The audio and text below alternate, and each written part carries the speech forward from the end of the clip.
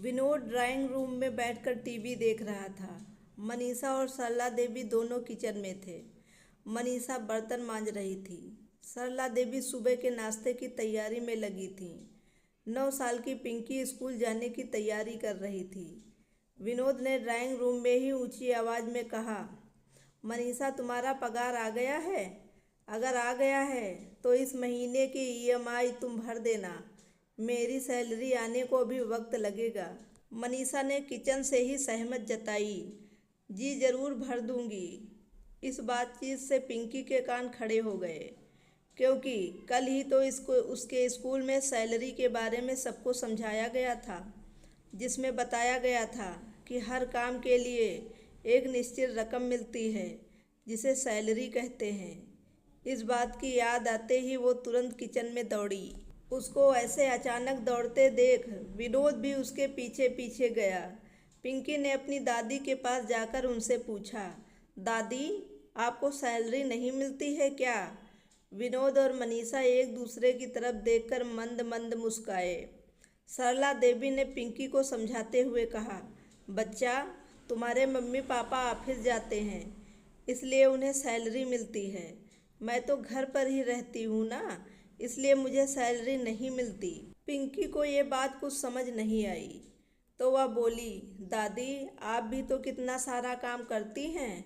सुबह जल्दी उठकर नाश्ता बनाना, खाना बनाना, पूरे घर की सफाई करना, कपड़े धोना, मुझे ट्यूशन पढ़ाना और बाजार जाकर राशन लाना और तरकारी लाना और भी पता नहीं क्या क्या। आपके इन्हीं सभी कामों की वजह से तो पापा और मम्मी निश्चिंत होकर काम पर जा पाते हैं और मैं भी स्कूल में अच्छे नंबरों से पास हो पाती हूँ। तो क्या इन कामों की कोई वैल्यू नहीं है? पिंकी की बातें सुनकर कुछ पलों के लिए सब शांत हो गए। 9 साल की एक छोटी सी बच्ची जो सोच रही थी वो गलत नहीं था। विनोद और मनीषा के पास इसका कोई जवाब नहीं था, मगर सरला देवी के पास था। वो बोली, किसने कहा मुझे सैलरी नहीं मिलती? मुझे पैसों के रूप में, कागजों के रूप में सैलरी नहीं मिलती, लेकिन मुझे जिस रूप में सैलरी मिलती है उसकी कीमत कोई आंक नहीं सकता। मैं घर की जिम्मेदारी संभालती हूँ तो मुझे तुम्हारी मम्मी एक दोस्त के रूप में मदद करती है। तुम्हारी मम्मी की दोस्ती मेरे लिए वो सैलरी है। मुझे पैसों की ज़रूरत होती है और मैं तुम्हारे पापा को बोलती हूँ तो बिना ये जाने कि मैं इनका क्या करूँगी वो मुझे झट से पैसे निकाल कर दे देते हैं। तुम्हारे पापा का ये विश्वास मेरी सैलरी है, और तुम जो मुझे इतना प्यार करती हो, मेरे बारे में इतना सोचती हो, वो तो मेरा बोनस है। अब बताओ, क्या मुझे किसी से कम सैलरी मिलती है? दादी की बातें सुन पिंकी खुश होकर दादी के गले से लगते हुए बोली, अरे वाह दादी, आप तो बहुत अमीर हैं। सबके चेहरों पर बड़ी मुस्कान आ गई। मनीषा सरला देवी के पास आई, उनका हाथ पकड़कर बोली, मम्मी जी हमने कभी इस बारे में सोचा ही नहीं, लेकिन आपको कभी इस बारे में विचार नहीं आता कि आपको भी सैलरी मिलनी चाहिए? कभी कभार, वो भी जब तुम लोगों को कुछ खरीद कर देना होता है तब थोड़ा सा बुरा लगता है, सरला देवी ने हिचकिचाते हुए कहा।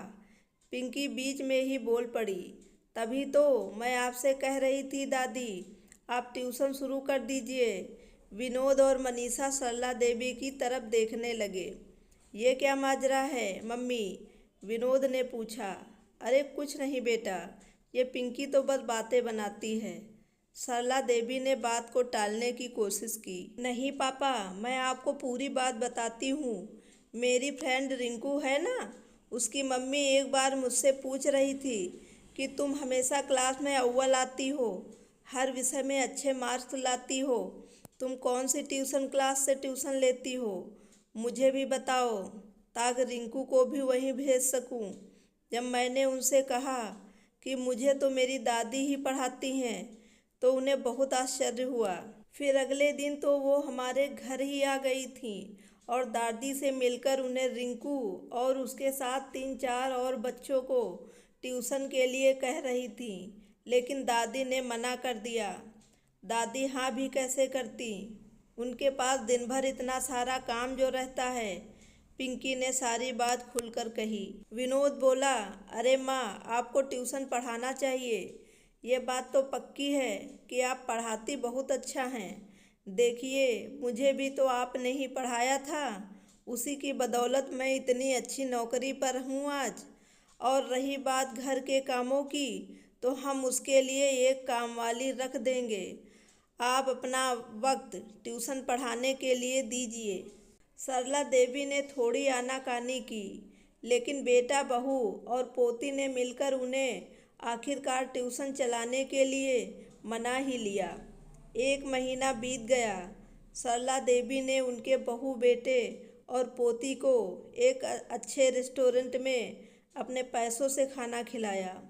उस दिन सरला देवी की आंखों में रिश्तों की कमाई के साथ अपनी पहली कमाई की खुशी और संतोष चमक रहा था। दोस्तों, पूरी कहानी सुनने के लिए आपका बहुत बहुत धन्यवाद। अगर कहानी पसंद आई हो तो इसे लाइक करिएगा और मेरे चैनल को सब्सक्राइब करना बिल्कुल ना भूलें। Thank you very much.